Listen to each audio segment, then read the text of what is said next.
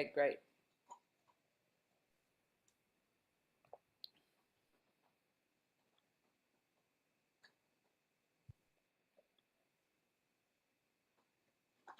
Okay, great. Yep, I think you're good.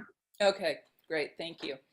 So, welcome. My name is Jennifer New, and I'm the Associate Director of the Obermann Center for Advanced Studies at the University of Iowa. And this series, Obermann Conversations, is a program that we run to put some of the scholars that we work with in conversation with people in the community around shared areas of expertise. And this is our first conversation of this academic year, so welcome. Tonight we are talking about school and mental health and the role that schools play in responding to mental health needs, and the ways that kids are also experiencing mental health and their own issues within that space. So we'll be talking about kind of school from different angles. We're hearing tonight from 4 different speakers. Allison Brune is Executive Director of the University of Iowa's relatively newly established Scanlon Center for School Mental Health. And Lindsay Schluka-Beer is the Curriculum Coordinator in the Iowa City Community School District for K-12 Counseling and Health. And Maitri Gopalan is Assistant Professor of Education and Public Policy at Penn State University. And Shannon Lee Watkins is Assistant Professor of Community and Behavioral Health at the University of Iowa. And those last 2 speakers who I just mentioned were with the Obermann Center this summer via one of our grants, and we're working together. So if I sometimes seem to be asking them something as a single unit, that is why. So just to kind of paint a little bit of a picture going directly off of some of the numbers and information that is on the Scanlon Center for School Mental Health's website. So 1 in 13 Iowa high school students have attempted suicide 1 or more times. And suicide is the second leading cause of death for Iowans age 14 to 44.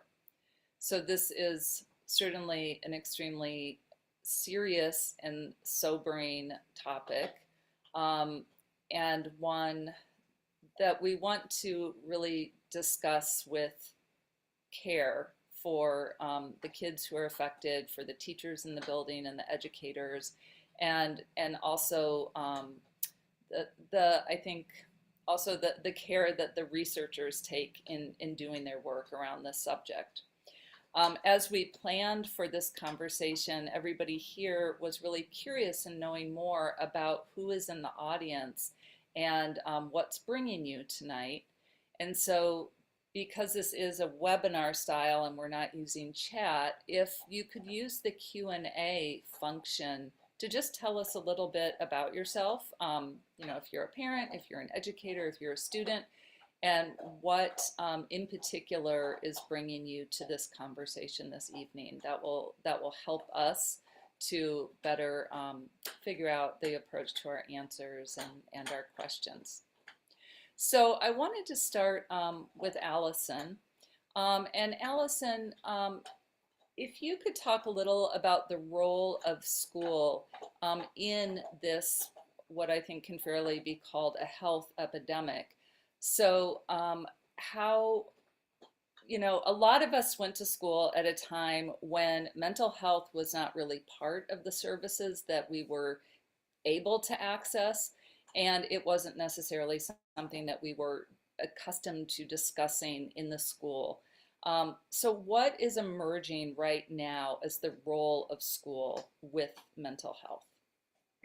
I think it's first really important to define what is school mental health. And we define it as the social, emotional, behavioral, and psychological well-being that allows the students to be successful in schools. And, traditionally we've thought of schools as academic institutions. But I would say over the last 20 or 30 years, there has been a pretty strong recognition that mental health, so social, emotional, behavioral, psychological well-being, has an impact on how students perform in school. So those things go hand in hand. So how we approach it in schools is critical, particularly given the amount of time that our students spend in school. So we often talk about teachers being first line responders. I'm a former teacher. I'm in a teacher education program. And so we don't train our teachers to be mental health providers, but we do train our teachers to manage their classrooms effectively, because we know that students need safe, supportive, organized, structured, predictable environments in order to feel safe, in order to feel like they belong. We teach our teachers to build relationships with students that will support their mental health. And so I guess the other piece that I would say is that the majority of mental health services, at least for kids who have been identified with like an emotional and behavioral disorder, are provided in schools, but that is also so very little. So I think the numbers are like 20% of kids actually get services in schools. And that number is abysmal, really. But it's also hard on schools to think about how they expand to provide the supports that they need while still being able to focus on their academic mission. So there is, I understand the tension there, but I think Lindsay will probably talk about this as well, is that we have frameworks and we have evidence-based practices that we know work in schools to support kids' mental health. And thank you, Allison. Lindsay, can you talk a little bit about what you're seeing kind of on the ground in the schools here in our community, both in terms of what kids are sharing, and then also what teachers are maybe both experienced in the classroom, and then what they're wanting in terms of support and training and so on?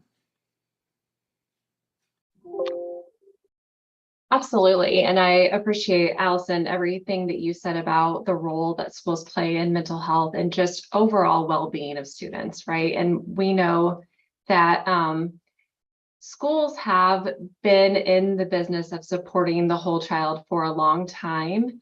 And we know that we continue to need to improve in that area and learn and grow in that area.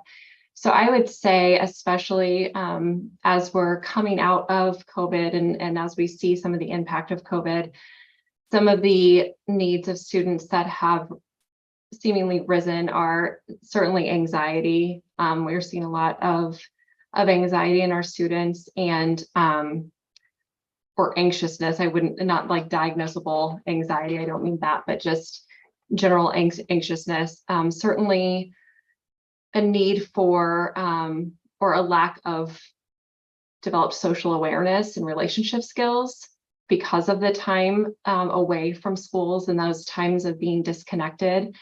And also I would say the elementary school, a lot of things I'm hearing from my school counselors in particular are the need to work with students on executive functioning skills. So flexibility, organizational skills, emotion regulation, and ability to get along with others. So those are areas that we're seeing a need for greater support. And I would say that aligns perfectly with what teachers are wanting. They're wanting support with, how do I keep kids engaged? How do I get them to be able to work effectively with one another and to be able to talk about problems when they're having them and ask for help? So those are all areas that we're trying to provide professional learning and supports around. Last year, our district did district-wide training from the social, emotional, behavioral health team. And that was around what's called 6 effective classroom practices, which is an evidence-based, those are evidence-based, easy to implement practices based in positive behavior intervention supports, and really spent a lot of time building out what that looks like, how teachers can implement those into the classroom to create those safe and supportive and orderly and predictable environments that Allison referenced. And we know it has to start there. We can't just respond to crisis situations. We have to provide those universal supports for each and every child that walks into our buildings. Can you say a bit about what those are, the six? Yes, I'm going to look at my notes just so I Yeah. make sure I don't forget. Yeah. Don't forget any. I didn't mean it as a test in any way, just so that people have a sense of what kinds of things are being shared with the educators. Yes, absolutely. And of course, I actually didn't write them in my notes, so it's going to really, Allison, you're going to have to help me if I forget. I actually have the document up. Do So you? Perfect. yeah, I'll let you take that one then. Thank you. so is it the arrange orderly, Yes. like the physical arrangement, making sure that the classroom is arranged in an orderly way so that students can, move around in ways that don't cause issues. I mean, that's really related to just the overall setup of the classroom. Establishing clear expectations, routines, and procedures, which is probably, in my opinion, the most important one, that students know what's expected of them in every single classroom at all times of the day. And they are taught those things. So it's not, we don't just expect kids to know what to do when they come to school. And, sometimes we talk about this, we get pushback from maybe middle school or high school, like they should already know how to do this. Well, yes, they should, but they're not doing it. So we teach them the right way to do it. And then we actively supervise, we provide feedback, we encourage students to do the right thing, to meet those expectations, to follow the rules, and to ask for help when they need it. And then another practice that is on here is a continuum of responses to inappropriate behavior. So it's really imperative that schools have systems in place that clearly define what behaviors would warrant, something more than just, the teacher talking to them and trying to correct the behavior. But that also has to be laid out and very clear. So when there aren't systems and it's haphazard, then it's constantly putting out fires, and you create an environment that is not predictable, it's not safe. And that can also be really hard on teachers. And then one of the other, or the last practice that is on this is using a variety of strategies to get students engaged in class and providing high opportunities to respond. So for those of you who are not educators, what that really means is that when a teacher is providing instruction, that teacher is offering different ways that the students can basically respond or provide answers or get involved in discussion multiple times throughout the instruction. So it's not, they're just not just sitting there listening, they're actually doing and engaged. Because if they're engaged and they have those opportunities, then they're less likely to be doing something that they're not supposed to be doing, whether that's behaviorally or if sometimes it's withdrawing. So our kids that have really high internalizing behaviors, if they're not engaged, that can also manifest in, some somatic complaints or some anxiety or, just total withdrawal. And a piece that was woven throughout that series of professional development for our teachers was relationship building, because that is foundational. Even if you do the best job creating an orderly environment and giving feedback, if the students don't feel like they have a relationship with you and trust you, then those things aren't going to matter. So we spent a lot of time talking about ways to build authentic relationships to help students feel safe and to engage in that higher levels of learning. Mm-hmm. Mm-hmm. And so it's interesting, and this is, I'd love to bring Shannon and Maitri in, because so much of what you were both just talking about, Allison and Lindsay, is very much in the classroom, which totally makes sense. And yet school is so much more than just the classroom. And of course, you know, during the pandemic, many of us heard from kids that a lot of what they were really missing was all the other stuff. So I would love to hear from you two just a little bit about your research project, just to help us kind of better understand, and then how you think of school as this sort of ecological space. And yeah, and we can just kind of go from there. That'd be great. Sounds good. I can start off, and Shannon, feel free to jump in anytime. I think both Shannon and I come from a slightly different perspective, both in terms of research, given our training in public policy. So we ask from the perspective of what is the policy context that shapes school environments for being good places where mental health can be centered versus not.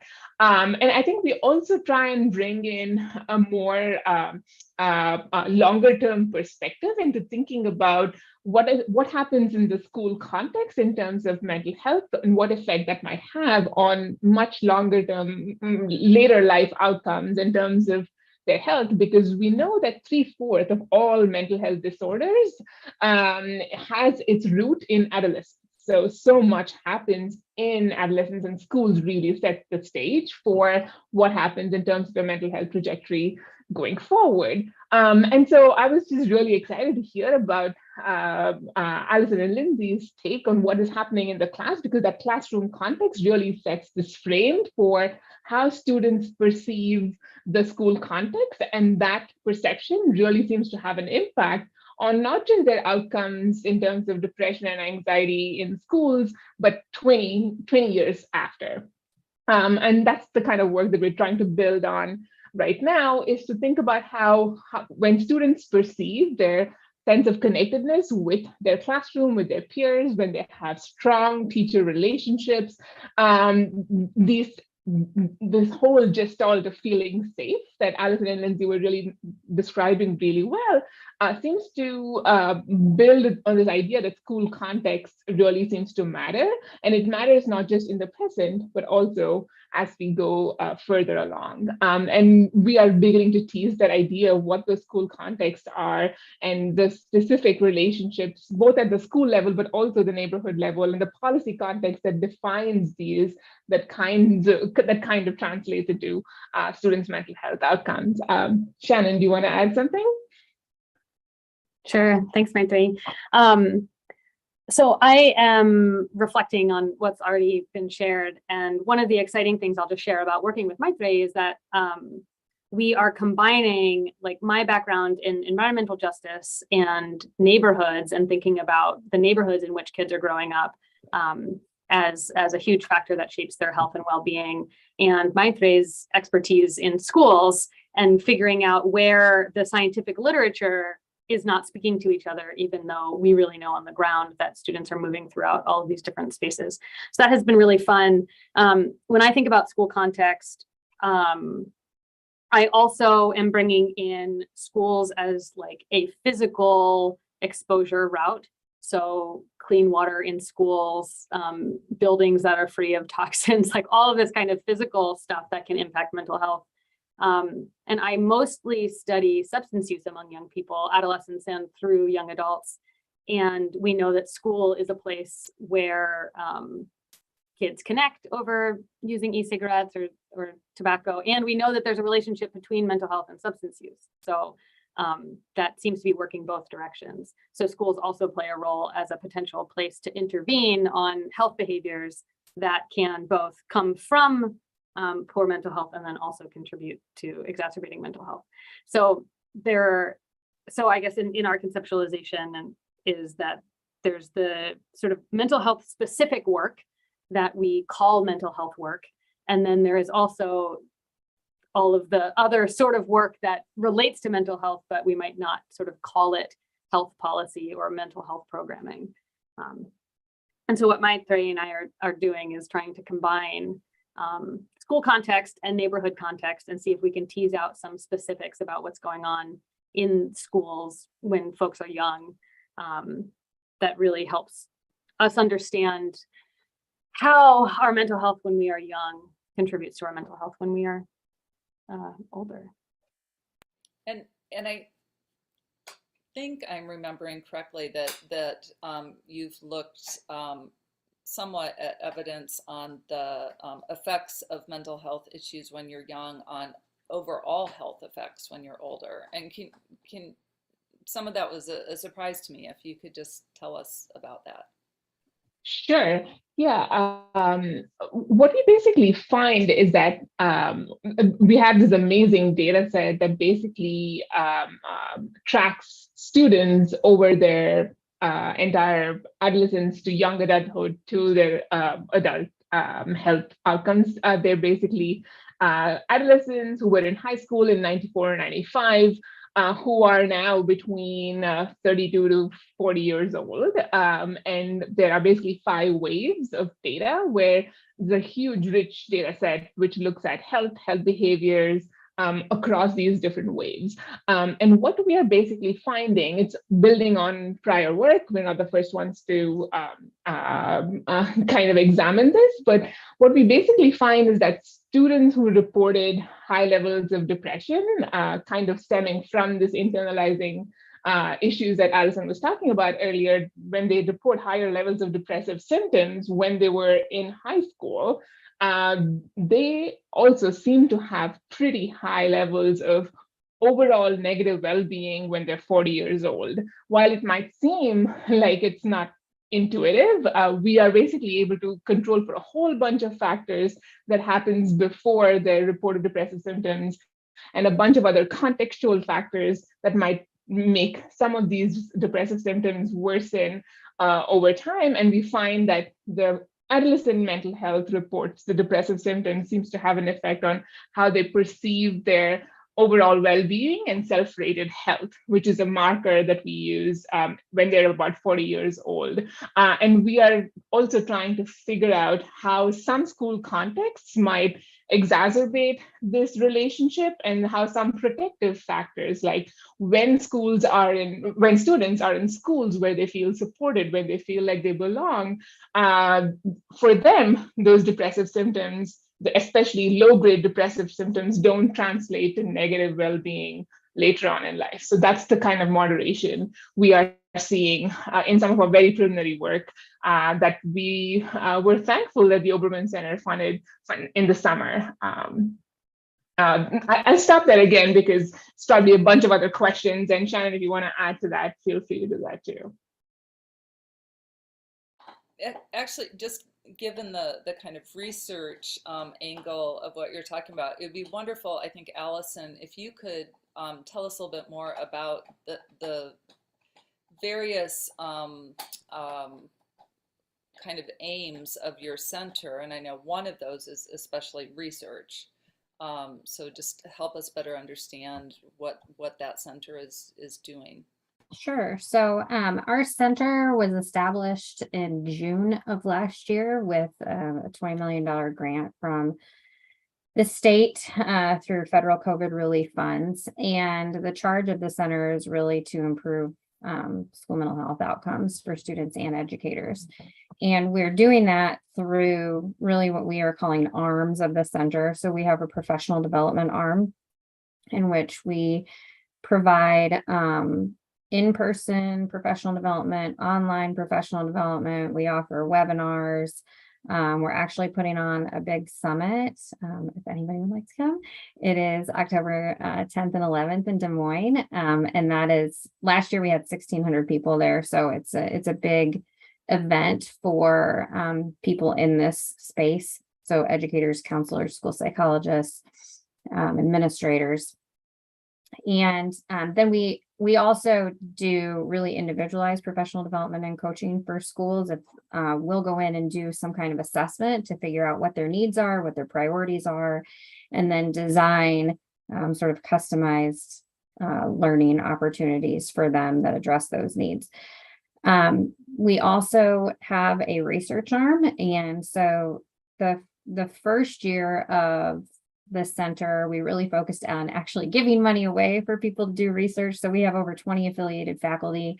We also hosted a large competition across the state, and we gave away 4 $250,000 awards for 2 years for people to, or teams of interdisciplinary researchers to do intervention research in schools. And so we gave that 2 teams from Iowa State, 1 team from UNI, and 1 team from Iowa. And then we're also conducting our own research on practices. So we have a couple different projects going on. One thing we worked with Lindsay in doing some evaluation of, what was going on in Iowa City schools in terms of the counseling program and SEL programming, and what, parents and students and teachers and administrators had to say about that. We're piloting some different interventions in schools right now that are technology based, collecting data on that.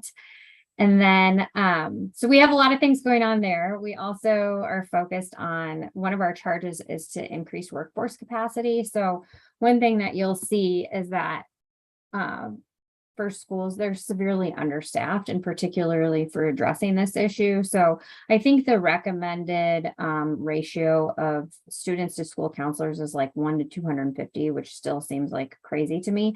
And I think in Iowa, I think our numbers, Lindsay, correct me if I'm wrong, I think it's like 1 to 400 or something. And so we're like way over.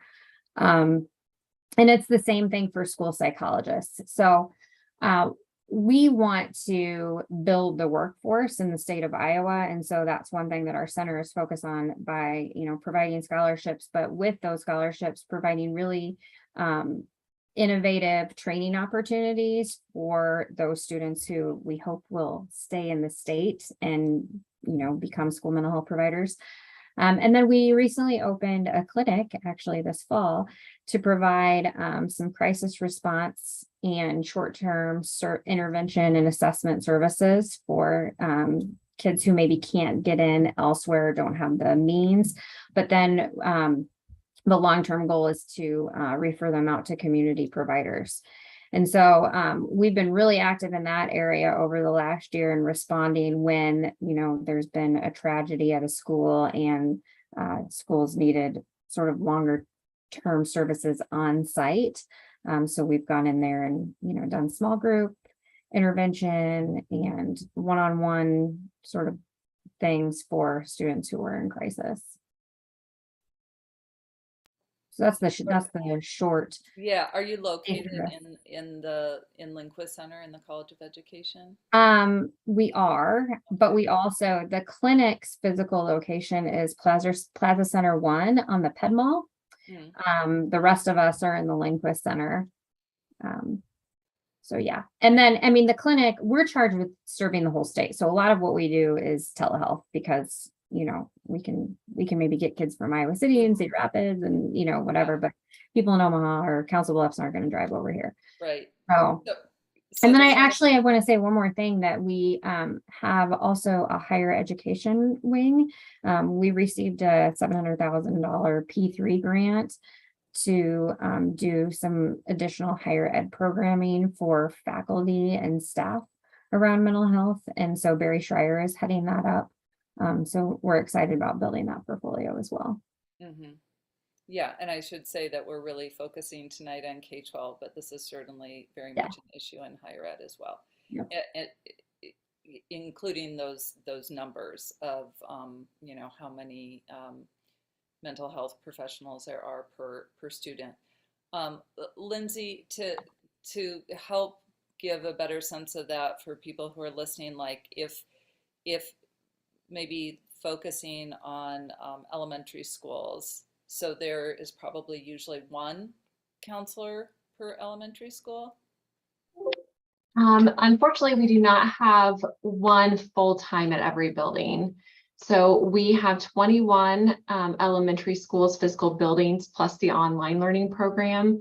And we have a counselor at every building and the online program, but not everybody is full-time. And then we have some buildings that are so large that because our elementary counselors do go into the classroom every week to teach a social emotional learning lesson that those buildings that are so large, so Weber is the big outlier. Weber Elementary has 27 sections. And so there's more than one full-time counselor there. But then other buildings, smaller buildings, I will use Hills for the example because Hills is very small. Hills counselor also spends 2 days at Weber, and so she's only at Hills 3 days. And yes, Hills is small, but they are, every building could absolutely use a full-time counselor. And unfortunately, we do not have that currently. And so how, I think as we're talking about this, you've been in this field for around a decade. And so how have you seen it change in terms of the work of counselors, the expectations, what they're responding to? Yeah, I mean, it's changing all the time, just as it's changing for all educators, and really focusing on our programs mirroring what our national model, so the American School Counseling Association, ASCA, says is best practice. And that's really a comprehensive school counseling program. They do recommend one counselor for every 250 students in order to have what truly is a comprehensive school counseling program that every student has access to. And so that means that K-12, our counselors should be able to interact with and provide services to every single student in their building. And as you can imagine, when we get upwards of 1 to 450 to 500 students, that's just not possible.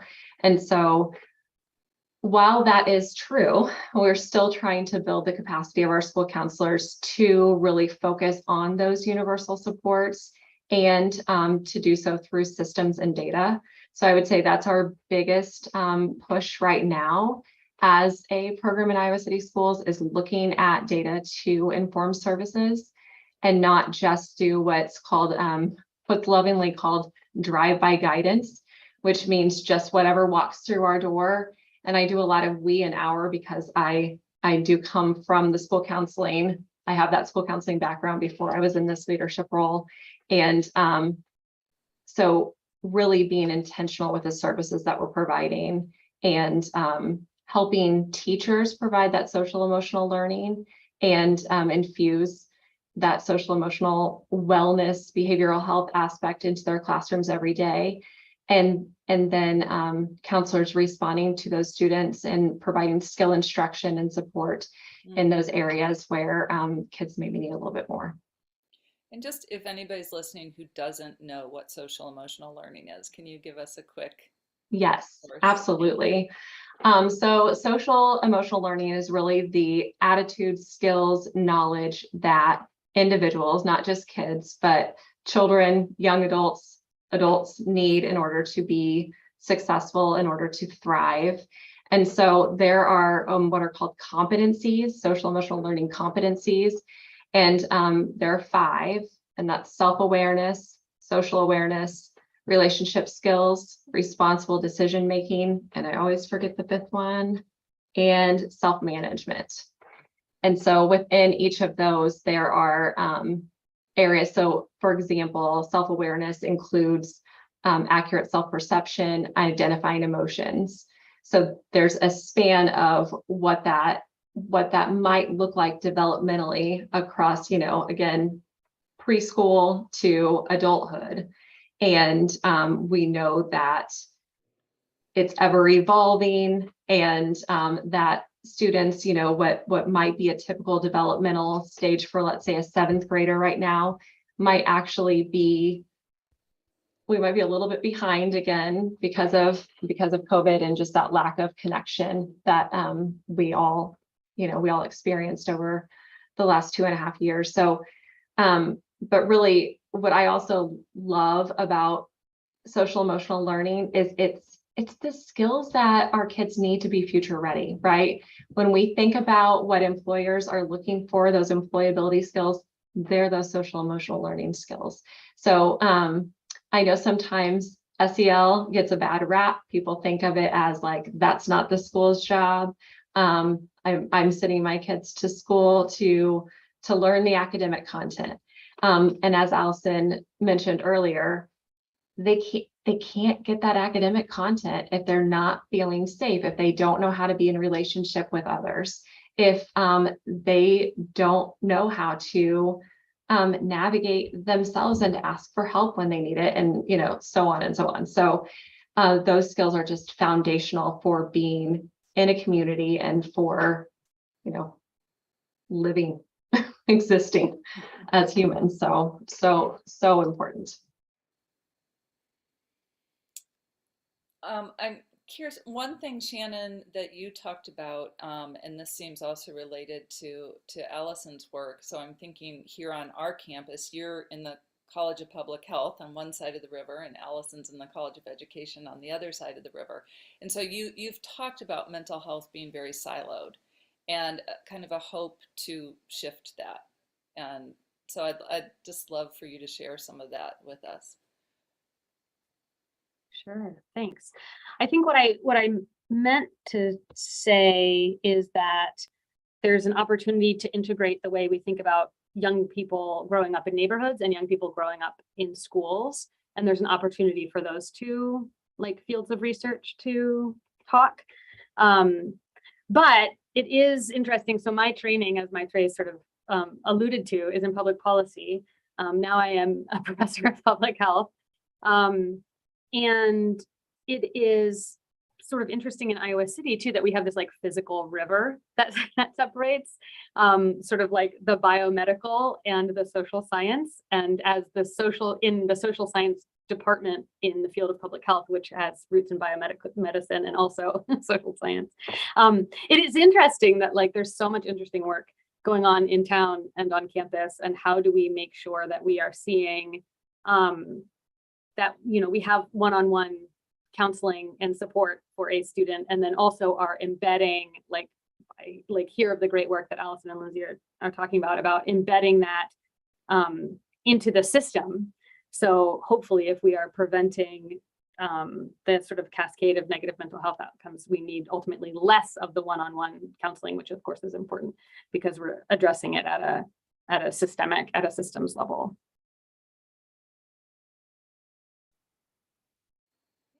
Yeah, Allison, do you have any other thoughts on just how currently you're seeing mental health, especially in kids and around school, become being shared across various parts of research, various systems, and so on? I'm thinking, for example, talking to a friend who's a pediatrician probably 6 months ago, and she said that so much of her caseload was dealing with kids and anxiety. And she's like, I think now, I mean, she's probably in her 50s, but she's like, I think I probably had 2 days of training on that. And that's what I'm doing right now, is I'm not doing stitches on the kid who scraped, whatever. So just what are the different ways that you're seeing this issue get unsiloed? Yeah, I mean, I definitely think that's a challenge. I do think, if I can brag about our center a little bit, that's one of the cool things to come out of our center is that when I look at just our directors, my background is in special education. Or I have another director whose background is also special education, but was an elementary teacher and a librarian, and studies educator wellness. Our clinical director is a counseling psychologist. Our research director is a clinical mental health counselor and school counselor. And then we have partnered with over 20 affiliated faculty across the university. So we have people in public health. Actually, we have a great research project that is being led by a professor in public health, Ebony Johnson. And yeah, we love her. You can clap for her. So she is leading a project really looking at improving mental health awareness amongst families, communities, and schools. And so it's been great to partner in that way. We have people in nursing and neuroscience. And so just having the opportunity to bring people together to solve these problems is great. I mean, that's one of the benefits of working at a university. I mean, there's just so many opportunities in that way. And, obviously I sound excited about it, but it's also hard, and because we come at it from such different perspectives. So I sat on, we did like one of those ideas labs. It was mental health ideas labs, and a lot of people from the hard sciences, and there were only a few of us from, social sciences. So just a different way of looking at things and, figuring out what problems we think are important to study. But the only way that you can get there is to actually do it. So, having the chance to collaborate with others it's been fantastic. So I'm not sure I even answered your no, question. you did. No, you did. I think that's great, and it's really wonderful to hear just kind of the cross representation going on with that center. And also that it's statewide, and that you're finding ways to work with Iowa State and UNI. That's really exciting as well. I have just kind of a final broad question. So I'd love it if people in the audience have questions to please put them into the Q&A. And then if any of you have questions for each other. But I think that you're all in great positions to be seeing exciting things that are going on in either this community, other parts of the country, or even other parts of the world. So any examples that you're seeing that you just think are really, hopeful, heartening, exciting, that you can share with our audience around schools and mental health? Anybody?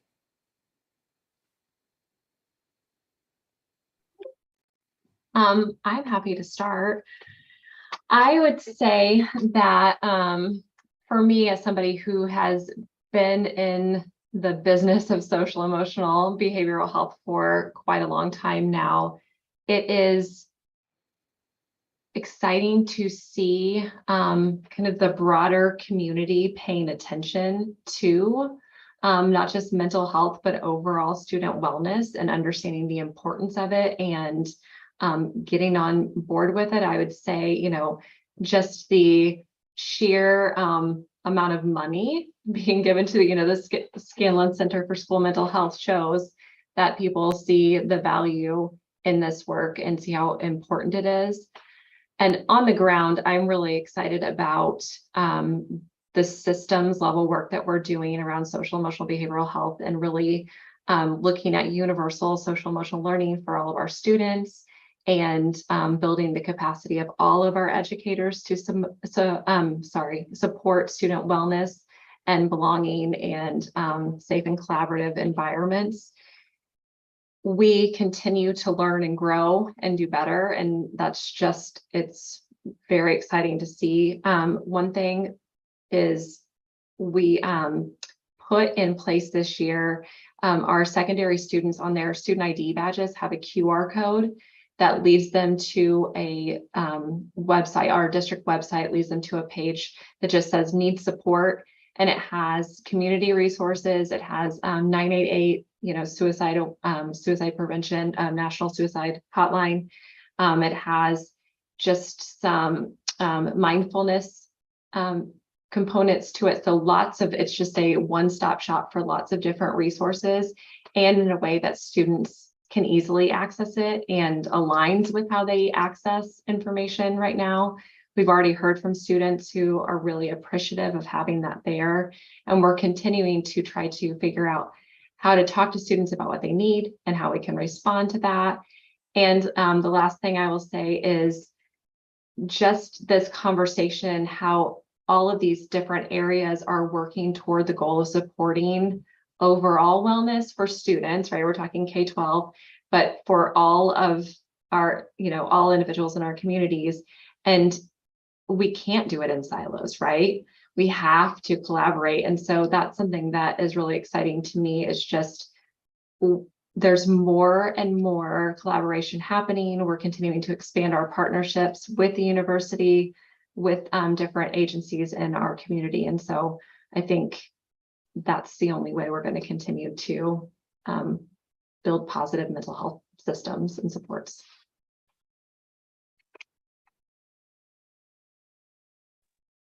think I would just add that while we've talked a lot about K-12 students, that we can't neglect the people that are serving them. And so, I mean, I'm a former teacher, so I would just say teaching is a hard job. And it's not just teaching, it's, you know, being a counselor, being an administrator. And I feel like we cannot neglect those people. I mean, the pressure that has been put on leadership over the last couple of years because of COVID, administrators, counselors, teachers, to, you know, be everything, everywhere, all the time for kids it's an enormous amount of pressure. And, you know, they also take the brunt of a lot of criticism in the media. And so if the adults that are serving the kids are also not well, we can't expect the kids to be well. And so that is one of the things that we're also focused on this year in our center is educator wellness, and how we can really help our educators to have better social, emotional, behavioral, spiritual, occupational, financial health. It's a little more encompassing than what we do for our students, but we can't neglect them. And out of curiosity, what reception are you getting from educators for that work? It's been fantastic. I think it's, you know, I can think of, we did a training this summer before school started for all the elementary schools in a district on the eastern side of the state. And I think they were just so excited to hear somebody validate, you know, the things that they were feeling, and to say, for us to go in there and say, you know what, you matter, your wellness matters, and we care about you. And here are some things that, you know, some tips, some strategies that might help you be well. Now, we don't have a silver bullet. If we did, we, you know, wouldn't need the state to give us money, right? So, but I think the reception has been overwhelmingly positive. We've had a huge turnout on our webinars that we've hosted last year, and we're expecting the same thing this year. So very happy with that. I appreciate that so much, Allison, and reflecting that most of the folks that are joining us here are doing this in their quote unquote off time and in investing time. And so, Jennifer, you asked like what is inspiring and exciting. And I was talking about like really systematic changes, which are so important. And yet so many people are scrambling to like make this work when it's not built into the system to value it. So I mean, I'm coming to this conversation as a researcher and also as an educator of undergraduate and graduate students who have lived through the pandemic, and as a person who has diagnosed anxiety disorder and lived through the pandemic. And so it's like, all of those things are together in the people that are it is all of us, I think, in that experience. And I have found like gifts from the students who have connected with me as a person, and then them putting time in, and like everybody in this community to try to figure out how do we make changes in our lives or in our classroom within structures that are potentially not supportive of it, while we're also pushing to build school structures that make space for it. So anyway, I'm just really appreciative to be here with you, Lindsay and Allison. I mean, I love you, Maitreyi, too, but it's really a great opportunity to hear about the work that you're doing. I just think that's such an important point, because even though we talk about like educator wellness and, these different tips and strategies that we can do, we also on our team often talk about how these are people working within systems. And until we change systems to value the people and, have policies in place that are supportive of the people working in them, that the little tips and strategies are in some respects a band-aid. Yeah. Right. Yeah. Yeah, the only thing I wanted to add, just great points from everybody. The thing I wanted to add as the non-Iowa resident is that this is happening across the country as well. Very many states have now invested in specific children's behavioral health. And like Lindsay mentioned, I mean, I guess Lindsay, Allison, and I, and other people, researchers have been screaming about the need for mental health being a focus of schools has been forever high, but then I think the rest of the world, including policymakers at both the state and federal level, are really focusing on that now.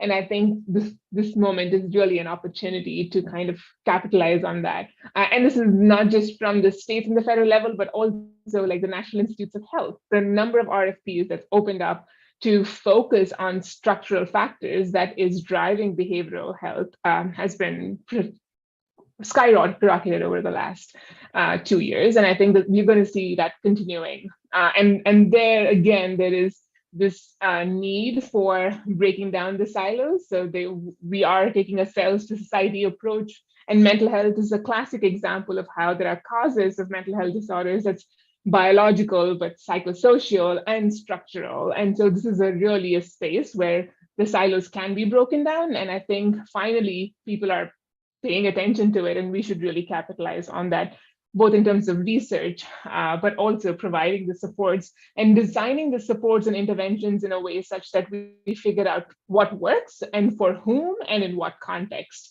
And I think that's where research is moving forward. So that is exciting.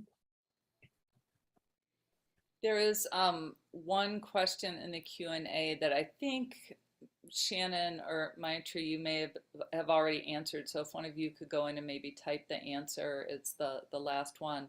And please, again, if there are other questions, go ahead and put those in. And if any of you have questions for each other.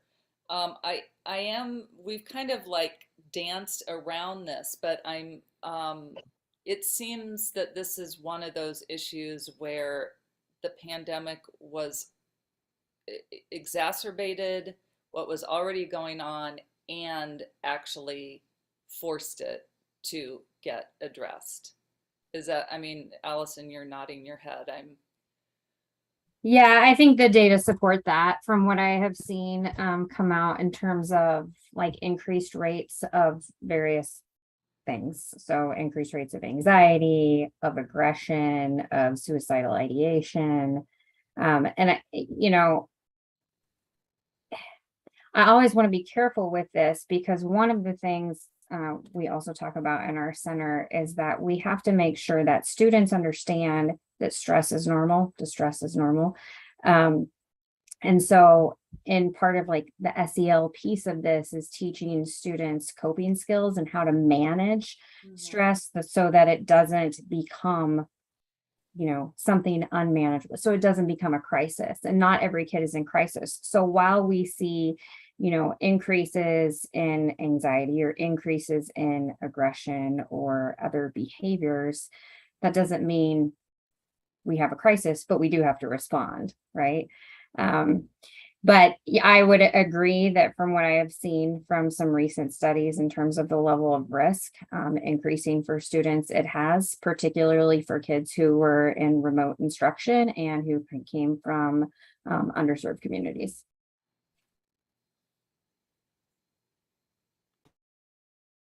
And another group that's also, I think, was interesting during the pandemic are kids who do have various reasons where it's difficult for them to be in school, like sort of sensory overload. And so then it seems like in some instances there were like, oh, we can do school differently. So like the pandemic also, this is not me being rah-rah pandemic by any means, but it's like it was a moment where it like allowed for some different approaches to that maybe would not have been, may have been kind of tamped down in the past. I don't know if Lindsay, if that's resonating with you. I do not have exact numbers on anything in that area. I think that is true. I would say it's true for a very small percentage of students. I think some students, especially those with diagnosed anxiety, enjoyed the online environment in that they didn't have to be in, amongst lots of people, and especially, you think about our comprehensive high schools that are quite large, and navigating that. And what we know to be true with anxiety is avoidance of the things that make you anxious actually exacerbates anxiety. And so I think in that regard, with some of our students who maybe that was true for them, and so they remained online, that it's actually made it a little bit harder. But for some students, it did provide a different learning opportunity in which they thrived. So there's some positive there as well. And the interesting thing is it's probably not going away. I mean, we've seen districts across the country, including our own, that now have that as a permanent option. And are there other examples, like within our district, of things that kind of came out of the last 2 years that you think are now here to stay, that you think are positive? Maybe approaches or centers. I know like the Nest at City High was conceived of before the pandemic. So but is there anything else that was kind of born of that? I would say just the use of technology in new and different ways. So when we're talking about engagement and opportunities to respond as one of those effective classroom practices, educators were forced to be adaptable and learn new ways of teaching. And some of those things were absolutely for the better and have continued to be used. So I can speak for, again, the elementary school counselors. They learned a lot of different ways to work with students with using technology, and have continued to use some of those. They set up virtual counseling rooms that have lots of different resources that are still available. So different ways that people can access information and can connect with people, I think has been really helpful.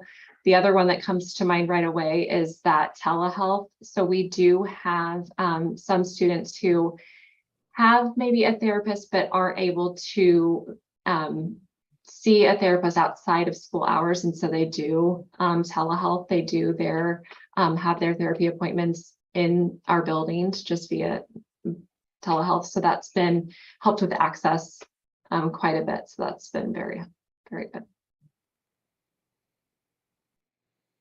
And that reminds me that we are also going to share some resources. So we'll put those on the page on the Obermann Center's website for this event. So I'll collect some of those from our speakers and add those. And I don't know, Allison, do you guys have a resource page on your? Yeah, if you go to our website, there's lots of stuff, and it's a work in progress, but there are some resources that you can access. Okay.